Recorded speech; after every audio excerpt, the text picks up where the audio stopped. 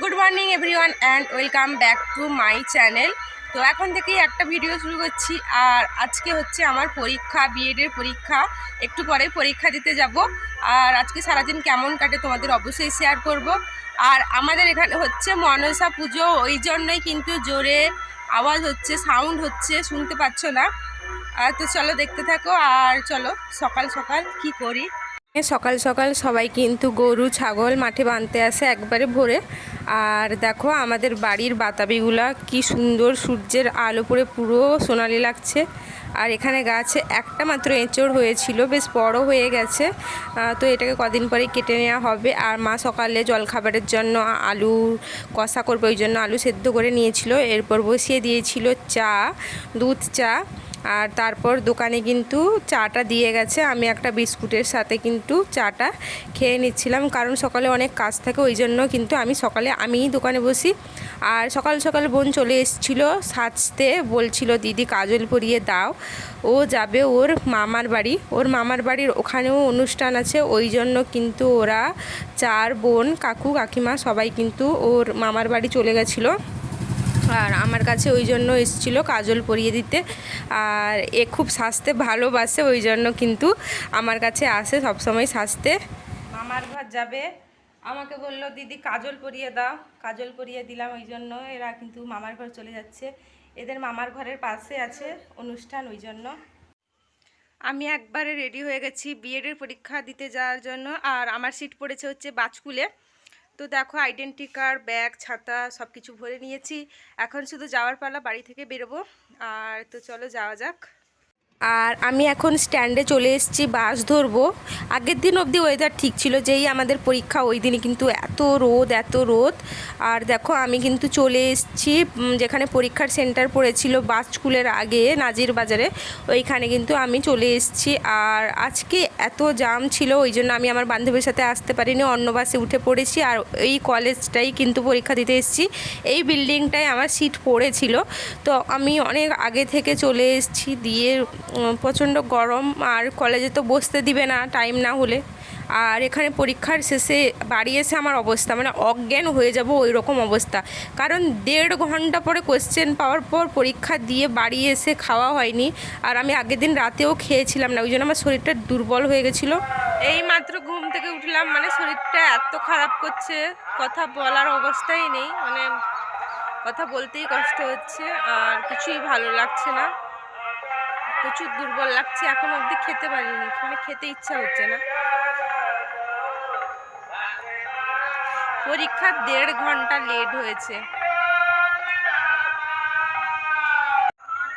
আজকে, মানে খুবই খারাপ অবস্থা হয়েছিল। মানে পরীক্ষা দিতে গেছি, রাস্তায় এত জ্যাম, অনেকেই তো আটকে গেছিলো, পরীক্ষায় দেরি করে ঢুকেছে। তারপরে আমাদের পরীক্ষা 1 ঘন্টা লেটে হয়েছে, মানে বুঝো 1 ঘন্টা লেটে পরীক্ষা শুরু হয়েছে। আর এই গরম, কাল অবধি ওয়েদার ঠিক ছিল, আজকে যেন মানে বিশালভাবেই গরম। আর আজকে প্রবলেমটা হচ্ছে বাসে প্রচুর ভিড়, এই কালকে নববর্ষ তো আজকে প্রচুর ভিড়। আর এরকম দিনেই এক্সামটা ঠিক করেছে, মানে আমাদের অবস্থাটা ভাবো, মানে শরীরটা এতই খারাপ, এত ঘুমিয়ে গেছিলাম। তারপরে ঘুম থেকে উঠে খেয়েই বেরিয়েছি। আর সন্ধ্যাবেলায় যাব মেলাতে। বিকালের সূর্যাস্ত দেখো কি সুন্দর, মানে দরজা খুলে বেরিয়েছি আর গাছের আড়ালে সূর্যটা উঁকি মারছে, জাস্ট দারুণ লাগছে, মানে কি সুন্দর অপূর্ব দৃশ্য। মেলা যাব বেরিয়ে পড়েছি। আর আমাদের এখানে হচ্ছে চড়ক মেলা আর মনসা পূজা। আর চড়ক মেলায় যাব বেরিয়েছি, মেলা কিন্তু আজকে শেষ, আর মনসা পূজা এখনো 2 দিন হবে। তো চলো। আর মা এখন রেডি হচ্ছে, পিসিমশাই কিন্তু বেরিয়ে পড়েছে, আর আমি কিন্তু একদম রেডি। আর তো চলো যাওয়া যাক। ফোনের ক্যামেরা ভালো না, ওই জন্য কিন্তু এরকম ভিডিও আসছে, কিন্তু আমার মাকে খুব সুন্দর লাগছে।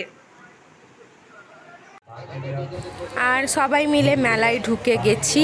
এই যে মেলায় ঢুকলাম, একের পর এক দোকান বসেছে, ঘুরে ঘুরে প্রথমে মেলাটা দেখছি। আর এটাই হচ্ছে আমাদের বেলদা মহাদেবের নীলকণ্ঠ মন্দির, বেশ সুন্দর করে মন্দিরটা সাজিয়েছে। আর আজকে পাঠ ভক্তা হবে, ওই জন্য ভক্তারা ওই পাশে দাঁড়িয়েছে। আর এই যে বাঁশটা দেখছো, এই উপর থেকে কিন্তু ভক্তা লাফ মেরে নিচে নামবে। আর এখানে সব জিনিসপত্র দোকান দেখো, বটি দোকান, তারপর খুন্তি, লোহার জিনিসপত্র মেনলি। সব দোকান। আর এখানে মা পিসে মশাই জিনিসগুলো দেখছিল যে এগুলো কিনবে। আর চলো, আর আমি মেলা ঘুরছিলাম, একটু ভিডিও করছিলাম। আর এটা কাঠের খেলনা, বাচ্চাকালে অনেক খেলেছি। আর এখানে দেখো যত ঠাকুরের বাসন, প্রদীপ, ঠাকুরের মূর্তি সব কিছু কিন্তু এখানে বিক্রি হচ্ছিল। আর আমিও দেখছিলাম, মারা দেখছিল কী কী কিনবে বলে, আমিও কিন্তু একটু দেখছিলাম আর ভিডিও করছিলাম। এত ভিড় মেলাতে, ভিডিও করতে লজ্জাও লাগছিল।